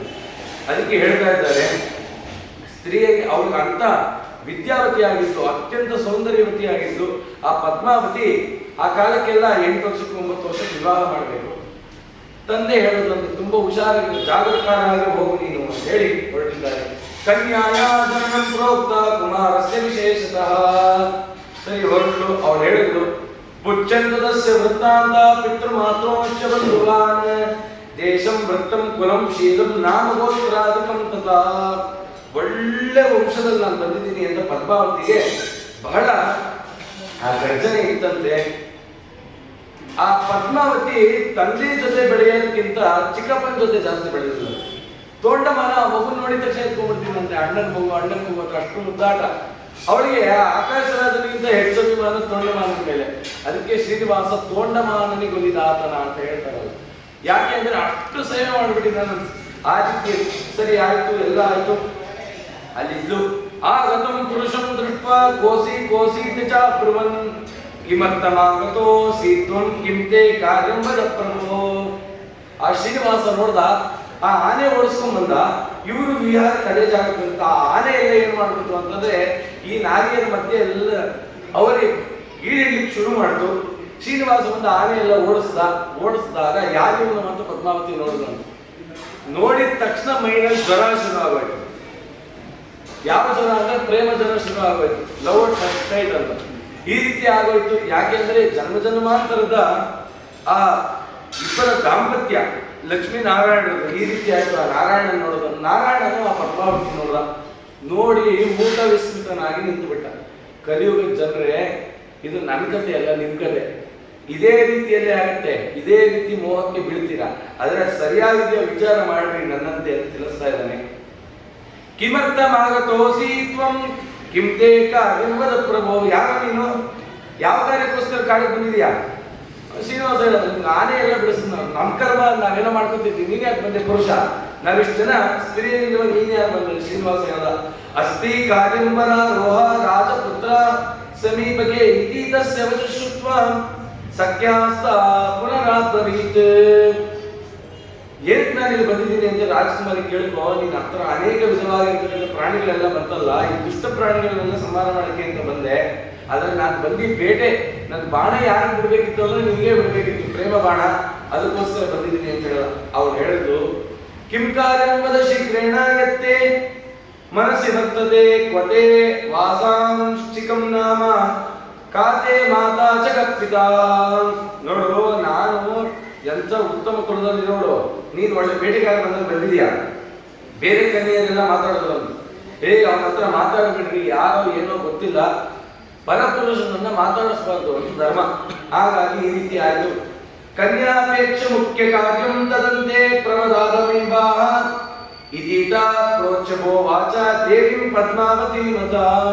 ಪದ್ಮದಂತ ಕಣ್ಣು ಉಳ್ತಕ್ಕಂಥ ಈ ಪದ್ಮಾವತಿ ಇವಳು ನೋಡೋದು ಬಹಳ ಸಂತೋಷ ಆಯ್ತು. ನಾನು ನಿಜವಾಗ್ಲೂ ಕಾಡಿಗೆ ಏನಕ್ಕೆ ಬಂದಿದ್ದು ಅಂದ್ರೆ ಇವಳನ್ನ ನೋಡಕ್ಕೆ ಅಂತ. ಕಲಿಯುಗದಲ್ಲಿ ಎಷ್ಟು ಸುಳ್ಳು ಹೇಳ್ತಾರೆ ಜನ ಅಂತ. ಹೆಂಡತಿ ನೋಡಕ್ಕೆ ಏನು ಹೋಗಿರಲ್ಲ, ಆದ್ರೂ ನಿನ್ ನೋಡಕ್ ಬಂದೆ ಅಂತಾನೆ ಹೇಳಿ ಮೋಹಿಸ್ತಾರೆ. ಶ್ರೀನಿವಾಸ ಬಂದಿದ್ದೆ ಏನಕ್ಕೋ ಅದ್ರ ಮೇಲ್ಗಡೆ ಎಲ್ಲೂ ತೋರಿಸಿಲ್ಲ. ಹೇಳಿದಂತೆ ನಾನು ಕನ್ಯಾಪೇಕ್ಷೆಗಾಗಿ ಬಂದಿದ್ದು, 25 ವರ್ಷ ಆಯ್ತು ನನಗೆ ಮದುವೆ ಆಗಬೇಕು, ಅದಕ್ಕೋಸ್ಕರ ಸ್ತ್ರೀಯರನ್ನು ನೋಡ್ಕೊಂಡು ಕಾಣಲು ಬಂದೆ. ಪದ್ಮಾವತಿ ಹೇಳಿದಂತೆ ಆಕಾಶ ರಾಜತನಯ ನಿಷಾದಾಧಿಪ ವಿದ್ಯಮಾಂ ನಾಮ್ನಾ ಪದ್ಮಾವತಿ ಕೃಷ್ಣ ಕುಲಂ ಶೀತಕರಸ್ಯ ಚ. ಅದು ಕೇಳಲು ಇದ್ಯಾಕಿದು, ನೀನ್ ನನ್ನ ಹತ್ರ ಬಂದಿದ್ಯಾ, ನನ್ನ ನೋಡಿ ನನ್ನ ಪದ್ಮಾವತಿ ಅಂದೆ, ಇದೆಲ್ಲ ಹೇಗೆ ಗೊತ್ತಾಯ್ತು, ನಾನು ಕಪ್ಪಗಿದ್ದೇನೆ ಪರವಾಗಿಲ್ವಾ ಅಂತ ಕೇಳಿದ್ರು. ಅದಕ್ಕೆ ನೀನು ಕಪ್ಪಗಿದೆಯಲ್ಲ ಶ್ರೀನಿವಾಸ ಅಂತ. ಅದಕ್ಕೆ ಕೃಷ್ಣ ಹೇಳಲ್ಲ, ಏನ್ ಮಾಡ್ಲಿ, ನಾನು ಹೋದಾಗ ಕರೆಂಟ್ ಹೋಗಿತ್ತು, ಆ ಕತ್ತಲು ಹೊಟ್ಟದ್ನಲ್ಲ ಅದಕ್ಕೆ ಕಪ್ಪಗಿದ್ದೀನಿ.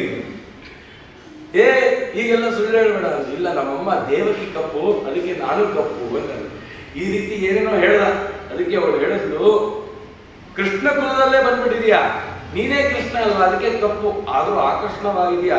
ಗೋತ್ರ ಮಾತ್ರೇ ಕಿರಾತೇಂದ್ರೇ ಶೀಘ್ರಂ ಗಚ್ಚತಿ ಚ ಬ್ರವಿ. ನೀನ್ ಯಾರು, ನೀನ್ ಯಾವ ಕುಲ, ಮದುವೆ ಆಗ್ತೀನಿ ಅಂತಂದ್ರೆ ಎಲ್ಲಾದ್ರೂ ಉಂಟಾ ಚಿಂತನೆ ಮಾಡಿದ್ರು. ಕಿಮರ್ಥಂ ನಿಷ್ಠುರಂ ವಾಕ್ಯ ಮೃದು ಕಿಮ್ನ ಪ್ರವಾಸಸೆ. ಯಾಕೆ ಇಷ್ಟು ನಿಷ್ಠುರವಾಗಿ ಮಾತಾಡ್ತೇನೆ, ನೀನ್ ಯಾರು ಅಂತ ಕೇಳ್ತಿಲ್ಲ. ಯಾರು ಹೋಗಿ ಮಾತಾಡ್ಸ್ಕೊಳಕ್ ನೀವ್ ಯಾರು, ನೀವ್ ಯಾವ ಉತ್ತರ, ನಿಮ್ಗೆ ಯಾಕೆ ಇವೆಲ್ಲ ಅಂತ ಅಂದ್ಬಿಟ್ರೆ ನಿಮಿಷ ತಾಳ್ಮೆಯಿಂದ ಕೇಳಿ, ನಾನು ಹೇಳಬೇಕು ಅಂತ ಬಂದಿದ್ದೀನಿ, ನೀವು ಕೇಳ್ಬಿಟ್ರೆ ನನಗೆ ಹೇಳೋದೆಲ್ಲ ಮರ್ತೋಗುತ್ತೆ ಅಂತ ಶ್ರೀನಿವಾಸ.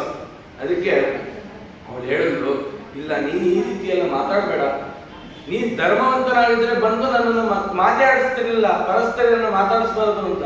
ಅದಕ್ಕೆ ಶ್ರೀನಿವಾಸ ಹೇಳ್ದ, ನಾವು ಜನ್ಮಾಂತರದ ಸಂಬಂಧ, ಹಾಗಾಗಿ ನಾವು ಮಾತಾಡ್ತಾ ಇದ್ದೀನ ಪರಮಾತ್ಮ ನಾನು ಅಂತ ತೋರಿಸಲಿಕ್ಕೆ ಈ ರೀತಿ ಮಾಡ್ತಾ ಇದ್ದಾನೆ. ಅದಕ್ಕೆ ಅವನು ಅನ್ಕೊಂಡಂತೆ ಆ ಪದ್ಮಾವತಿ ನೋಡಿ, ಕಾರ್ಯಂತೆ ಮರಣಂ ಸೌಖ್ಯಂ ಅಕಾರ್ಯಸ್ಯ ತೃಣಂ ಜಗತ್. ನಾನು ನಿನ್ನ ನೋಡದ ಮೇಲೆ ನಿನ್ನನ್ನು ಬಂದಿಲ್ಲ ಅಂದ್ರೆ ನಾ ಬದುಕಿದ್ದೇನು ಪ್ರಯೋಜನ, ನಾ ಸಾಯದೇನು ಅನ್ಕೊಂಡ. ಕಲಿಯುಗ ಜನರು ಹೀಗೆ ಮಾಡ್ತಾರೆ, ಹೆಣ್ಣು ನೋಡ್ತಾರೆ, ಅವಳು ಸಿಕ್ಲಿಲ್ಲ ಅಂದ್ರೆ ಅಪ್ಪ ಅಮ್ಮಗೆ ಹೇಳ್ತಾರೆ, ನಾನು ಏನಾಗ್ಬೋದು ನೋಡಲ್ಲ ಮದುವೆ ಆಗಿಲ್ಲ ಅಂದ್ರೆ. ಈ ರೀತಿ ಶ್ರೀನಿವಾಸ ತಾನು ನಡನೆ ಮಾಡ್ತಾ ಇದ್ದಾನೆ. ಹೀಗೆಲ್ಲ ಮಾತಾಡ್ತಾ ಇದ್ದಾನೆ ನೋಡಿ. ನಿಶ್ಚಿತ್ಯ ಮರಣಂ ದೇವೋ ರಂತು ಕಾಮೋ ಜಗದ್ಗುರು ಜಾತಸ್ಯ ಮರಣಂ ನಿತ್ಯಂ ಪೂರ್ವಕರಂ ಅಫಲಾನುಗಂ. ಯಾರು ಸಾಯ್ತೀನಿ ಅಂತ ಎದುರಿಸ್ತಾರಲ್ಲ, ಎಲ್ಲರೂ ಒಂದಿನ ಸಾಯಿದೆ, ಅದಕ್ಕೇನು ಪರಿತಪಿಸೋದು ಬೇಕಾಗಿಲ್ಲ. ಆದ್ರೆ ನಾನಿನ್ನು ಮದುವೆ ಆಗಬೇಕು. ಯಾಕೆ ಅಂದ್ರೆ ನಿನ್ನ ಮದುವೆ ಆಗಲಿಕ್ಕೆ ಭೂಮಿಯಲ್ಲಿ ಇರ್ತಕ್ಕಂಥ ಎಲ್ಲ ಜನರು, ಸುಜೀವಿಗಳು, ದೇವಲೋಕದ ಎಲ್ಲ ದೇವತೆಗಳು ಪ್ರಾರ್ಥನೆ ಮಾಡ್ತಾ ಇದ್ದಾರೆ, ನಿನ್ನ ಮದುವೆ ಮಾಡಬೇಕು ಅಂತ ಕಾಯ್ತಾ ಇದ್ದಾರೆ. ಯಾಕೆ ಅಂದ್ರೆ ಎಷ್ಟೋ ಮದುವೆ ಆದೆ, ಯಾರನ್ನೂ ಕರೆದಿಲ್ಲ. ಹಾಗಾಗಿ ಎಲ್ಲ ಏನ್ ಮಾಡಿರ್ತೀವಿ, ಗೃಹ ಪ್ರವೇಶಕ್ಕೂ ಮದುವೆಗೂ ಕರೆಯಕ್ಕಾಗಿರಲ್ಲ. ಅದಕ್ಕೆ ಒಂದು ಸತ್ಯನಾರಾಯಣ ಜನ ಏನೋ ಮಾಡಿ ಎಲ್ಲರೂ ಕರಿತೀವಿಲ್ಲ, ಆ ರೀತಿ ಯಾವ ಮದುವೆಗೂ ಕರೆದಿಲ್ಲ. ಅದಕ್ಕೆ ಎಲ್ಲರನ್ನು ಕರೆಯಕ್ಕೋಸ್ಕರ ಈ ಮದುವೆ ಆಗ್ತಾ ಇದ್ದೀನಿ. ಅವೆಲ್ಲ ಮಾತಾಡ್ಬೇಡ ಪದ್ಮಾವತಿ, ಇವನು ಯಾರು ಸರಿ ಇಲ್ಲ ನೋಡ್ರಿ, ಈ ರೀತಿಯೆಲ್ಲ ನಮ್ಮ ಜೊತೆ ಮಾತಾಡ್ತಾ ಇದ್ದಾನೆ, ಏನಿದೆಯೋ ಅದನ್ನು ತಗೊಂಡು ಹೊಡೀರಿ ಅಂತ ಕಾಲು ತಗೊಂಡು ಹೊಡಿಲಿಕ್ಕೆ ಶುರು ಮಾಡೋದು ಶ್ರೀನಿವಾಸನಿಗೆ. ಆ ಕಲ್ಲೇನಾಯ್ತು, ಮೊದಲು ಕುದುರೆ ಮೇಲೆ ಬೀಳ್ತಾನೆ. ಕುದುರೆಗೆ ತಾಕಿದ ತಕ್ಷಣ ಕುದುರೆ ಸತ್ತೋಯ್ತು. ಯಾಕೆ ಕುದುರೆ ಸತ್ತೋಯ್ತು ಅಂದ್ರೆ ವಾಯುದೇವರು ಅಂದ್ರಂತೆ, ನಮ್ಮ ಅಪ್ಪ ಅಮ್ಮ ಇಬ್ಬರು ಸೇರಿದ್ರೆ ನಂದಿನೇನು ಕೆಲಸ ಅಂತ ಹೊರಟ್ಬಿಟ್ಟು ವಾಯುದೇವರು. ಸರಿ, ಈ ರೀತಿ ಆಯ್ತು. ಆ ಶ್ರೀನಿವಾಸನಿಗೆ ಏಟೆಲ್ಲ ಬಿತ್ತಂತೆ. ತಾಡಯಾಮಾಸಿ ಗೋವಿಂದಂ ಶೀಲಗೈ ಶೀಘ್ರವತ್ತರೈ ತಾಡ್ಯಮಾನ ಶಿಲಾ ವರ್ಷೈ ನೃಪತದ್ಯ ಸ್ವರಾಟ್ ಸ್ವಯಂ. ಆ ಸ್ವರಾಟ ಮೂರ್ತಿ ಆಗಿರ್ತಕ್ಕಂಥ ಪರಮಾತ್ಮನಿಗೆ ಯಾವ ಕಾರಣ ಈ ರೀತಿ ಆಯಿತು. ಅಲ್ಲ, ಪದ್ಮಾವತಿಯನ್ನ ಕರ್ಕೊಂಡು ಹೋದ್ರು ಮನೆಗೆ. ಆ ಪದ್ಮಾವತಿಗೆ ಎಲ್ಲೆಲ್ಲರ ಜನ ಬಂದ್ಬಿಟ್ಟಿದೆ. ನಡಕ ಅಂದ್ರೆ ನಡುತ್ತಾ ಇದ್ದಾಳೆ, ಹಂಗೆ ಕರ್ಕೊಂಡು ಹೋದ್ರು. ಶ್ರೀನಿವಾಸನು ಹಾಗೆ ಯಾವುದೋ ಒಂದು ಕೋಲ್ ಇಟ್ಕೊಂಡು ಹೊರ್ಕೊಂಡ್ ಬಂದಂತೆ ಆ ಬಕುಲಾದೇವಿ ನೋಡ್ತಾ ಇದ್ದಾಳೆ. ನನ್ನ ಶ್ರೀನಿವಾಸ ಹೋಗಿದ್ದಾನೆ ಆಟ ಆಡಕ್ಕೆ. ಮಕ್ಕಳು ಆಟ ಆಡಕ್ಕೆ ಹೋದ್ರೆ ತಂದೆ ತಾಯಿಯರಿಗೆ ಭಯ, ಎಲ್ಲಿ ಬೀಳುತ್ತೋ ಏನಾಗುತ್ತೋ ಅಂತ. ಈ ಕಾಲಕ್ಕೆ ಹೊರಗೆ ಕಳಿಸಲ್ಲ, ಹಾಗೆ ಬಿಡೋದೇ ಇಲ್ಲ. ಹಂಗೆ ಹಿಂದೆ ಎಲ್ಲ ಬಿದ್ದರೆ ಮಂಡಿ ತರಿಸ್ಕೊಂಡು ಹೋಗ್ಬಿಟ್ಟಿರೋದು, ಅವೆಲ್ಲ ಇಲ್ಲೇ ಇದೆ. ಹಂಗೆ ನನ್ನ ಮಗ ಏನಾಗಿದಾನೋ, ಅವ್ನಿಗೆ ಏನು ಏಟು ಬಿದ್ದಿದ್ಯೋ ಅಂತ ಚಿಂತೆ ಮಾಡ್ತಿದ್ದು. ಇವ್ನು ನೋಡಿದ್ರೆ ಬಂದ, ಮುಖ ನೋಡಿದ್ರೆ ದುಮು ಅಂತ ಕೆಂಪಿಗೆ ಆಗ್ಬಿಟ್ಟಿದೆ ಅಂತ ಶ್ರೀನಿವಾಸ ದೇವ್ರ ಮುಖ. ಅವಳು ಕಣ್ಣಲ್ಲಿ ನೀರು ಬಂದ್ಬಿಡ್ತು. ಹಣೆ ನೋಡಿದ್ರೆ ಮತ್ತೆ ಗಾಯ, ಮೊನ್ನೆ ತಾನೇ ಗಾಯ ಮಾಡ್ಕೊಂಡು ಬಂದಿದ್ದ, ಅದಕ್ಕೆಲ್ಲ ಔಷಧಿ ಕೊಟ್ಟಿದೆ, ಮತ್ತೆ ಏನು ಮಾಡಿದಾನಲ್ಲ. ಅಮ್ಮನ ಮಾತಾಡಿಸಲ್ಲ, ಏನಿಲ್ಲ, ಸೀದಾ ಹೋಗಿ ಹಾಸಿಗೆ ಮೇಲೆ ಮಲ್ಕೊಂಡ್ಬಿಟ್ಟ ಶ್ರೀನಿವಾಸ. ಅವಳು ದುಃಖ ಆಯ್ತು, ಯಾಕೆ ಶ್ರೀನಿವಾಸ ಹಿಂಗೆ ಬಂದು ಮಲ್ಕೊಂಡ್ಬಿಟ್ಟಿದ್ದಾನೆ, ಏನಾಯ್ತು ಅವನಿಗೆ. ಆಟ ಆಡಕ್ಕೆ ಅಂತ ಕಾಡು ಹೋದ್ನಲ್ಲ, ಅಲ್ಲಿ ಯಾವ್ದಾದ್ರು ಗಾಳಿ ಸುತ್ತಬಿಡ್ತಾ ಅಥವಾ ಯಾರು ಏನಾದ್ರು ಮಂತ್ರಿಸಿ ಇಟ್ಬಿಟ್ಟಿದ್ದಾನೆ, ಏನಾದ್ರು ದಾಟ್ಬಿಟ್ಟಿದ್ದಾನೋ ಏನೋ, ಏನಾಯ್ತು ಇವನಿಗೆ? ಕೇಳಿದ್ರು, ನೋಡಪ್ಪ ನಿನಗೆ ಇಷ್ಟ ಆಗಿರುವಂತ ಹುಗ್ಗಿ ಮಾಡಿದ್ದೀನಿ, ಹುಳಿಯನ್ನು ಸೇರಿಸಿ ತಿಲವನ್ನು ಹಾಕಿ ಪುಳಿಯೋಗರೆ ಮಾಡಿದ್ದೀನಿ, ಹುಳಿ ಚಿತ್ರಾನ್ನವನ್ನು ಮಾಡಿದ್ದೀನಿ, ಎದ್ದೇಳಪ್ಪ, ಉತ್ತಿಷ್ಟೋತ್ತಿಷ್ಟ ಗೋವಿಂದ ಕಿಂಶೇಷೆ ಪುರುಷೋತ್ತಮ.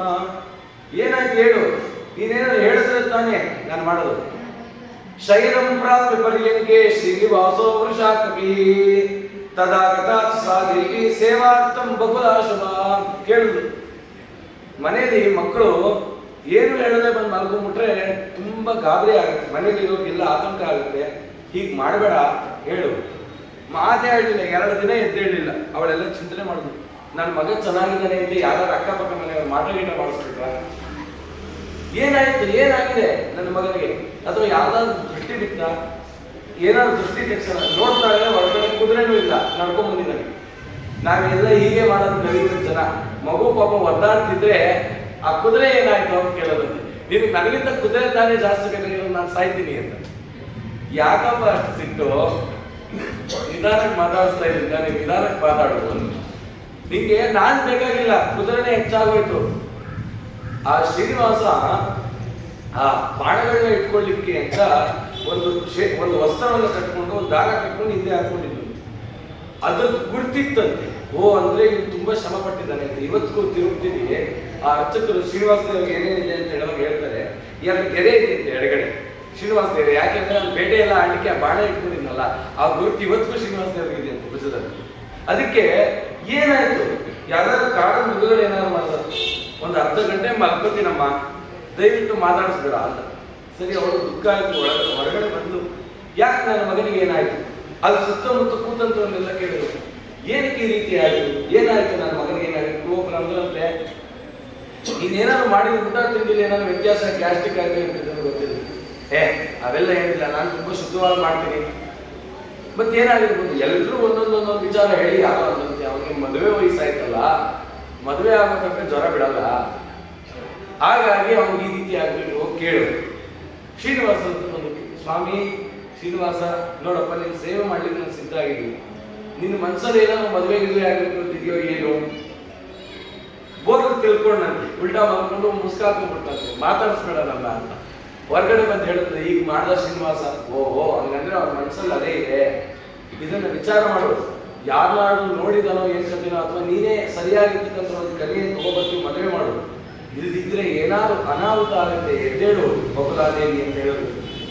ಆ ರೀತಿಯಲ್ಲಿ ಶ್ರೀನಿವಾಸ ಹೇಳ್ತಾನೆ, ನಾನು ಯಾರನ್ನ ನೋಡಿದ್ದೀನಿ, ಅವಳು ಎಂಥವಳು, ಅವಳು ಕುಲ ಎಂಥದ್ದು, ಅದನ್ನೆಲ್ಲ ಕೇಳಿ ನಿಮ್ಗೆ ನಡ್ಕ ಬರುತ್ತಮ್ಮ ಅಂತ ಹೇಳಿ ತಕ್ಷಣ ಹೇಳಿಲ್ಲ. ಯಾಕೆ ಅಂತಂದ್ರೆ ಕೆಲವು ಸಂದರ್ಭ ನೋಡಿ ಮಾತಾಡಬೇಕು. ತಕ್ಷಣ ಏನೋ ಸಿಟ್ಟಿನಲ್ಲಿ ಬಂದು ಹೇಳ್ಬಿಟ್ವಿ ಅಂತಂದ್ರೆ ಆ ಕೆಲಸ ಹಾಳಾಗೋಗ್ಬಿಡುತ್ತೆ. ಅದಕ್ಕೆ ನಮ್ಮಮ್ಮ ಸ್ವಲ್ಪ ತಾಳ್ಮೆ ಆಗಲಿ, ಅವಳ ಸಮಾಧಾನ ಆಗಲಿ, ಆಮೇಲೆ ಹೇಳ್ತೀನಿ ಅಂತ ನಾನು ಮಲಗಿದ್ದಾನೆ.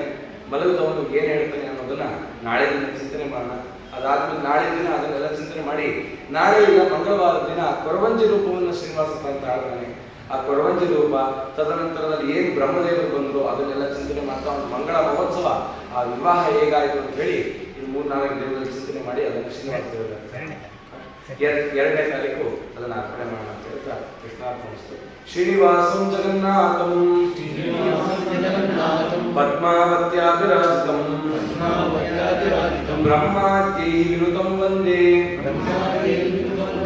ಕುಲದೇವಂ ರಮಾಪತಿಂ ವೆಂಕಟೇಶ ವೆಂಕಟೇಶ ವೆಂಕಟೇಶ ಪಾಹಿ ಮಾಂ ವೆಂಕಟೇಶ ವೆಂಕಟೇಶ ವೆಂಕಟೇಶ ಪಾಹಿ ಮಾಂ ವೆಂಕಟೇಶ ವೆಂಕಟೇಶ ವೆಂಕಟೇಶ ರಕ್ಷ ಮಾಂ ವೆಂಕಟೇಶ ವೆಂಕಟೇಶ ವೆಂಕಟೇಶ ರಕ್ಷ ಮಾಂ ಹನುಮ ಹನುಮ ಭೀಮ ಭೀಮ ಮಧ್ವ ಮಧ್ವ ಪಾಹಿ ಮಾಂ ಹನುಮ ಹನುಮ ಭೀಮ ಭೀಮ ಮಧ್ವ ಮಧ್ವ ಪಾಹಿ ಮಾಂ ಹನುಮ ಹನುಮ ಭೀಮ ಭೀಮ ಮಧ್ವ ಮಧ್ವ ರಕ್ಷ ಮಾಂ ಹನುಮ ಹನುಮ ಭೀಮ ಭೀಮ ಮಧ್ವ ಮಧ್ವ ರಕ್ಷ ಮಾಂ ರಾಘವೇಂದ್ರ ರಾಘವೇಂದ್ರ ರಾಘವೇಂದ್ರ ಪಾಹಿ ಮಾಂ ರಾಘವೇಂದ್ರ ರಾಘವೇಂದ್ರ ಪಾಹಿ ಮಾಂ ರಾಘವೇಂದ್ರ ರಾಘವೇಂದ್ರ ರಾಘವೇಂದ್ರ ರಕ್ಷ ಮಾಂ ರಾಘವೇಂದ್ರ ರಾಘವೇಂದ್ರ ರಕ್ಷ ಮಾಂ ನಿನ್ನವ ನಿನ್ನವ ಶ್ರೀನಿವಾಸ ನಿನ್ನವ ಶ್ರೀನಿವಾಸ ನಾನನ್ಯವನರಿಯನು ಶ್ರೀನಿವಾಸ ಅಯ್ಯ ಮನ್ನಿಸೋ ತಾಯಿ ತಂದೆ ಶ್ರೀನಿವಾಸ ಅಯ್ಯ ಮನ್ನಿಸೋ ತಾಯಿ ಪ್ರಸನ್ನ ವೆಂಕಟಾದ್ರಿ ಶ್ರೀನಿವಾಸ ಬಿಡೆನೋ ನಿನ್ನಂಗ್ರಿ ಶ್ರೀನಿವಾಸ ಬಿಡೆನೋ ನಿನ್ನಂಗ್ರಿ ಶ್ರೀನಿವಾಸ ಎನ್ನ ದುಡಿಸಿಕೊಳ್ಳೆಲೋ ಶ್ರೀನಿವಾಸ